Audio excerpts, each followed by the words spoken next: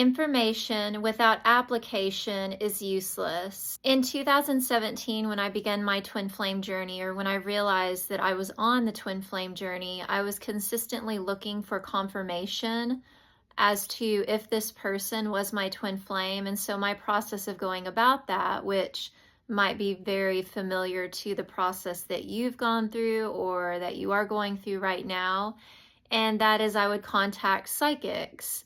And I would contact psychic after psychic after psychic, asking for them to confirm if this person that I felt this deep connection with in my heart, if they were indeed my twin flame.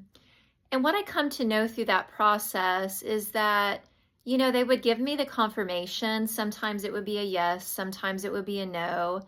And when I would get those yeses, I would feel this such a exciting feeling. And I tell you what, that exciting feeling, it would keep me going for about, a good 3, 4, 5 days. I would just be on that high of a good feeling of knowing that, this psychic, they confirmed my twin flame and what I knew to be true in my heart, they confirmed it for me. So I'm on cloud 9, everything's going smoothly, and then I would crash. And then what would happen when I would crash? I would do it again. I'd be down and out and I'd contact another psychic. And I spent a lot of money doing this. I want to say it was like a good year of me constantly going through this process. I would get those no's. I would feel so down and out about it. And I'd be like, well, let me contact a different one. And so you can see, and hang on here, I'm going somewhere with this, somewhere very important, okay?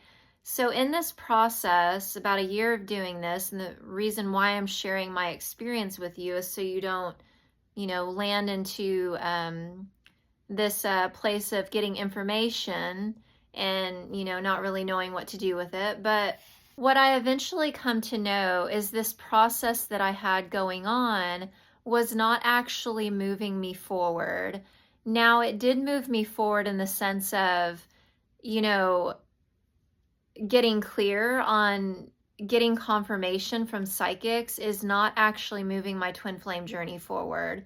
Like, I'm getting information, which is confirming what I feel, but it's not actually changing anything in my reality, which leads back to what I was saying in the very beginning of the video.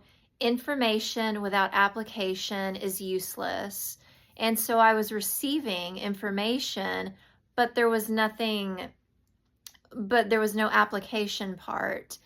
And why I'm sharing this with you is that when you come to realize that you can find all of the twin flame information that you want, you can contact a psychic, you can get that yes, you might get that no sometimes, but at the end of the day, you want to ask yourself, okay, so I have this confirmation that this is indeed my twin flame, what I already know to feel true in my heart. Now what do I do with it? Well, what do you do with that information? It might get you feeling really good for a few days. It might get you feeling really good for just a day. It might get you feeling really good for a month. But then what?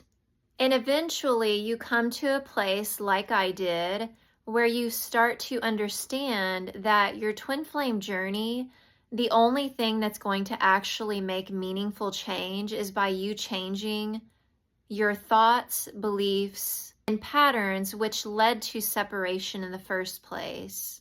If we look at it, basic law of attraction, like attracts like, if you are experiencing separation in your twin flame union, it's because some part of you feels separate from yourself. And your twin flame being your perfect mirror, they are you in another body. They're simply reflecting back to you where you feel separate from yourself. And it doesn't mean that they don't love you. This is just energetically what they're guided to do, how love is moving through them to show you where you need to go so that you can be together with them.